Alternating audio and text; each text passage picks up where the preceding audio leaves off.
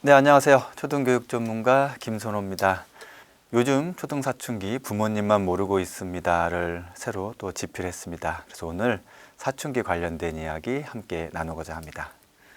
스마트폰 관련된 여러 가지 문제들이 상당히 많죠. 저는 스마트폰에 대해서는 좀 단호하게 말씀드리는 편이에요. 최대한 스마트폰을 늦게 주는 것이 좋다. 그리고 제일 좋은 건 초등 시기 이후에 주라고 말씀을 드려요. 대신 연락은 해야 되니까, 그러니까 인터넷이 안 되는 폰들이 있잖아요. 또 키즈폰도 있고, 그걸 최대한 늦게까지 하라고 말씀을 드리고요. 이게 여러 가지 요인이 있어요. 우리 아이들의 뇌가 10살 정도까지는 계속 성장하고 환경에 맞춰서 자신을 세팅하고 있는데 10살 이전에 스마트폰을 주면 중독될 가능성이 훨씬 더 높아집니다. 그러한 부분도 있고.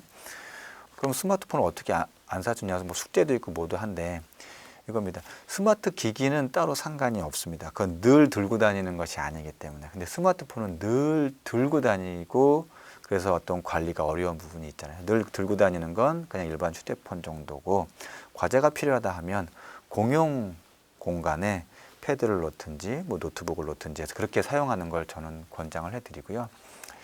그러함에도 불구하고 이제 어쩔 수 없이 그래도 아이에게 주어졌다고 하면 관리에 무조건 들어가야 됩니다. 관리라는 게 사전 교육도 관리고 정기적이든 주기적이든 우리 아이가 들어간 사이트, 유튜브에서 뭘 보는지 하는 것들에 대해서 또 카톡이나 그러한 아이가 하는 SNS 계정에서 무엇을 올리고 있는지 엄마가 살펴보겠다고 하고 그걸 살펴보셔야 됩니다. 그럼 아이는 이제 뭐 내 개인 사생활인데 왜 그러냐라고 이야기를 하시는데 이런 거예요. 우리 아이들이 어디 친구 집을 놀러 갈 때 반드시 부모님 허락받고 놀러 가야 되겠죠.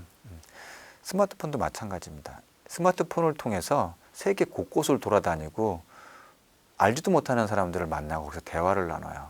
사실 다 허락을 받아야 되는 겁니다. 근데 일일이 매번 허락을 다 받을 수 없기 때문에 적어도 어느 곳을 갔는지는 엄마가 봐야 된다. 이것이 용인되지 않으면 너는 스마트폰을 사용할 수 없다라고 단호하게 말씀을 해주시고 누군가가 이것을 엄마 아빠가 그래도 관리를 한다고 하는 것과 그냥 잠금장치 해놓고 아무도 안 본다는 것과 아이가 이것을 사용하는 본인이 스스로 절제하려는 의지력의 발동의 차이가 어마어마합니다. 그리고 요즘에 좋은 어플들 많아요. 아이들 인터넷 사용 시간도 제한하는 것도 있고 그리고 유해 차단 프로그램도 있고 물론 그것을 이제 그 와중에도 뚫는 아이들이 있긴 한데 그렇게 뚫는 어떤 번거로움을 만들어줘야 됩니다. 예, 그래야 그 과정 중에 절제하는 과정이 있고요. 그래서 관리를 꼭 하셔야 된다는 그러한 마음가짐을 하시고 허락해 주셔야지 그냥 예쁘게 자 이제 1시간 하기로 약속했지 그러면 해줄게 2주도 못 가서 아이는 하루에 3시간씩 하고 있는 모습을 보게 되고 또 다른 싸움이 일어나거든요. 그래서 관리에 대해서 분명하게 선을 긋고 진행을 하셔야 관리하는 번거로움 사실 사건이 터진 뒤에 그것을 수습하는 번거로움에 비하면 아무것도 아닙니다. 정말 많은 학부모님들이 이 스마트 기기로 인해서 피해자가 되기도 하고 가해자가 되기도 하고 뭐 학폭에 지금 연루되고 뭐 성이나 그런 쪽에도 연루되고 또 어른들과의 관계 안에서 어떤 인터넷 사기 피해나 또 요즘에 도박, 청소년 도박 지금 상당히 문제가 심각한 사례거든요. 갑자기 부모님 전화 요금 청구서로 막 몇백만 원이 날아오기도 하고 이러한 가정들이 반복되고 있습니다. 그래서 꼭 관리하셔야 된다고 말씀을 드립니다. 제일 좋은 건 초등 시기에 스마트폰을 안 주시는 게 제일 좋습니다. 방문 잠그는 애들 있잖아요. 아, 네네. 근데 이게 요즘엔 초등학생부터 잠근다고 그러더라고요. 네, 그래서 학부모님들 강연 가면 그 질문은 항상 나와요. 우리 아이가 방문을 잠그는데 어떻게 하면 좋으냐? 저는 이렇게 말씀을 드립니다. 아이가 집 밖에 있는 게 아니지 않습니까? 방문을 잠그는 걸 이제 아빠를 시켜서 문고리를 없애버리신다는 분도 계시고 그럼 그 아이는 이제 방이 아니라 다른 곳을 찾아다니기 시작합니다. 집에 안 들어오고 늦게 들어오고 어딘가 혼자 으슥한 곳에서 무언가를 하는데 사춘기 시기에 꼭 필요한 것 중에 하나가 내가 안정감을 느낄 수 있는 공간이 필요해요. 이제 그 공간에서 뭐 사색을 할 수도 있고 고민을 할 수도 있고 뭔가 내 안에서 꿈틀거리는 호르몬의 영향도 있고요. 그러한 감정의 기복을 이렇게 소화할 수 있는 시간이 필요합니다. 그래서 외부와의 차단하고 문을 잠그는 과정인데, 어머님들이 염려하시는 건 그 안에서 무엇을 하는지, 뭘 하는지도 모르게 궁금해 하시는 거예요. 그래서 스마트폰에 대해서는 아까 말씀드린 대로 어떤 관리의 영역은 다른 차원에서 이제 하시고, 아이가 방 안에서 혼자 있구나 하면 안전하게 우리 집안에 있구나라고 생각하시고 그 시간은 보장해 주실 필요가 있습니다. 그 시간마저 없으면 아이는 불안감을 느끼고 그것을 다른 곳에서 찾게 됩니다. 그러면 그곳에서 문제가 발생해요. 그래서 사춘기 시기에 문을 잠그는 건 다행이다라고 생각을 하시길 바랍니다. 사춘기를 예방할 수 있는, 극복할 수 있는 방법들, 가정에서 해줄 수 있는 것들이 좀 있을지. 네. 네. 우리 아이가 사춘기가 시작이 됐어요. 그리고 빨라졌습니다. 이제 3학년부터 해도 뭐 고등학교 2, 3학년까지 9년 가까이, 거의 10년 가까이 잡는데, 그렇게 생각하셔야 돼요. 사춘기는 극복이 대상이 아닙니다. 예, 그걸 뛰어넘어야 되는 대상이 아니라 그냥 그 기간을 지나쳐야 되는 기간이에요. 근데 기간이 길어졌기 때문에 지칩니다. 그래서 아이를 바라보기보단 어머니 내 마음가짐부터 먼저 사춘기네 하면 내 마음을, 엄마의 마음을 먼저 살피셔야 되는데, 이건 병이 아니야. 병이 아니니까 뭐 치료나 극복해야 되는 대상이 아니죠. 그리고 지나갈 거야 라는 마음 먼저 하나. 두 번째로는 분명히 끝은 있어. 끝나. 근데 사춘기가 길어지니까 어떤 생각이 드냐면, 이 상태로 평생 가겠구나. 그러니까 아이하고 엄마를 따로따로 면담해 보면 아이는 우리 엄마 도저히 미치겠어요. 이제 엄마하고는 말이 안 통해요. 아이도 이게 끝이 없을 거라 생각하고, 엄마도 애가 도저히 변화가 없을 것 같아요. 희망이 없어요. 네. 끝이 없다라고 생각하면 그 순간 포기를 하거든요. 그런데 길어졌을 뿐 끝이 있어요. 끝이 있기 때문에 서로 간에 거리감을 두기도 하고 포기까지는 이르지 않게 되거든요. 끝이 있는 거다라는 것. 병이 아니다. 분명히 끝은 있다. 단 길어졌을 뿐. 요 두 가지를 먼저 마음에 두셔야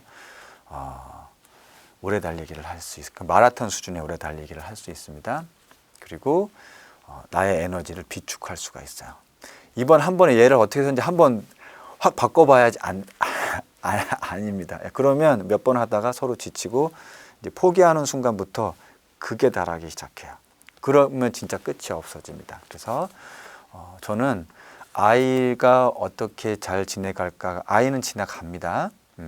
그걸 바라보는 엄마가 이 시간을 어떻게 지치지 않고 지나갈까를 먼저 생각하셔야 돼요.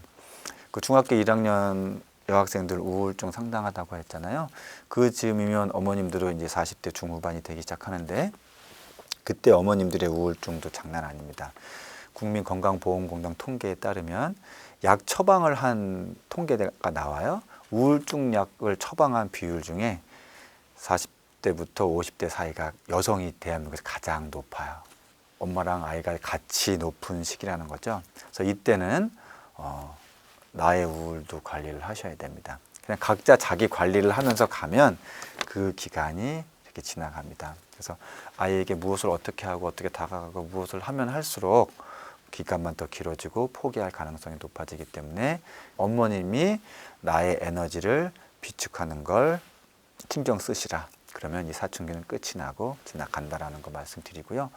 또 한 가지 말씀드리고 싶은 건, 훈육을 안 하려고 하시는 분이 있어요. 훈육은 하셔야 됩니다. 사춘기라도 윤리적으로 어긋나고 타인에게 어떤 피해를 입히는 건 이야기를 해 주셔야 됩니다. 단 설명은 하지 않아도 돼요. 이미 아이들도 인지하고 있어요. 이것이 무슨 이유로 잘못이라는 것을 인지하고 있기 때문에 이것은 안 된다고 분명히 얘기해주고, 만약에 잘못한 경우가 있으면 사과까지 하게 해야 됩니다. 단순 명료하게 훈육은 멈추지 않는다. 그러한 훈육마저 없을 때 아이들은 자기가 부모로부터 포기당했다고 표현을 해요. 그냥 사랑마저 놓아버렸다고 생각을 하기 때문에 비윤리적인 부분에 대해서는 훈육 멈추지 않는 것. 단 설명이 길어지기 시작하면 이제 이거는 잔소리가 돼서 영향력이 없고 에너지가 낭비가 됩니다. 그래서 훈육 멈추지 마시고요. 한 가지 마지막으로 더 당부드리고 싶은 건 뭐냐면, 빨라진 초등사춘기에서 예전과는 좀 다른 경향이 나타나는 것이 뭐냐면 아이들이 비합리적인 신념을 많이 생겨요. 사춘기라는 건 자기 윤리관이든 삶의 가치관의 어떤 기준을 새롭게 정립해 나가는 시기가 되는데 그 시기에 뭐 유튜버라든지 SNS에 뭔가 상당히 노출되는 경우들이 많습니다. 그리고 거기서 정제되지 않은 표현들, 어떤 누가 유명인인데 누가 한 말들, 그런 것들이 아이들의 가치관으로 그냥 자리 잡혀 버려요. 야, 인생은 한 방이래. 삶의 가치관을 훅 들어와 버립니다. 그 시기에 이 정도는 그냥 해도 된대. 이 정도 법 위반하는 것 정도는 뭐 아무것도 아니래. 뭐 예. 그러한 것이 삶의 가치관으로 사춘기 시기에 잡히고 실제로 그런 걸 해봤는데 별일이 일어나지 않고 뭐 조금 이 정도의 과정으로 지나가게 되면 어른이 돼서도 그 가치관으로 가게 됩니다. 그걸 바로 잡아주기 위해서 아까 훈육이 들어가야 된다고 말씀드렸고 조금 더 필요한 것이 뭐냐면 독서가 꼭 필요합니다.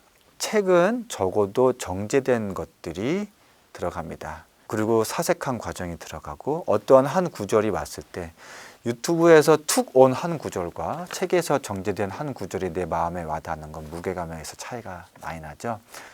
어휘력과 우리가 문해력 차원에서 책에 들어갔지만 그 안에 들어가 있는 그 저자의 가치관이나 의도 그런 것들 또 이건 소설책도 상당히 좋습니다. 소설책 안에 다양한 등장인물이 나오고 그 등장인물의 캐릭터에 따라 윤리적인 가치 기준들이 나오죠. 그리고 오히려 감정 표현에 있어서는 소설에 더 많죠. 다양한 캐릭터들을 소설 안에서 접목해보고 이런 캐릭터가 세상에 있을 수 있어. 근데 이 와중에 또 이렇게 행동하는 사람도 있어 하는 걸 보고 다양한 가치 기준들을 놓고 고민하는 시기가 사춘기입니다. 대부분의 아이들은 거기서 그래도 주인공의 영향 그리고 어떤 주인공이 비극적인 것도 맞이할 때가 있죠. 그럼 나는 정말 이 주인공처럼 비극적인 걸로 갈까 하는 그러한 선택의 과정들에 생각을 하게 됩니다. 그래서 그런 문장과 함께 더불어 혼자 있는 시간에 그런 것들을 자기도 모르게 이제 되짚고 떠올리면서 사색하고 그러면 이제 사춘기가 이것이야말로 안전하게 사춘기를 지나가는 거죠. 그리고 나는 이러한 가치관을 가지고 이렇게 살아가야겠다는 게 자기도 모르게 쌓이는 순간부터 이제 사춘기에서 나와서 그쯤이 되면 이제 성인이 되죠. 성인이 돼도 무언가를 계속 맞이하게 됩니다. 맞이하게 될 때 또 한 번 현실을 현실과 마주하게 되지만 적어도 사전 연습이 되죠. 책 속의 등장인물들을 통해서 내가 가졌던 것들 그리고 어떻게 그 등장인물을 해결했던 것들 다시 똑같이 따라보는 경험도 있고 해서 근데 이것을 가장 반응하는 게 또 다시 스마트폰 이야기로 돌아가는데 스마트폰 시간 때문에 책 읽는 시간이 너무 줄어들고 있습니다. 제가 권장해 드리는 건 하루에 최소 20분 많으면 30분 정도만 책을 읽게 해도 대한민국에서 상위 1%에 들어갑니다. 다른 것들은 다 양보하더라도 하루에 20-30분 책 읽는 것은 초등시기 내내 양보하지 말아라고 말씀을 드려요. 그러면 이 아이가 사춘기 시기에 아주 좋은 나름대로의 가치관을 가지고 갈 수 있습니다.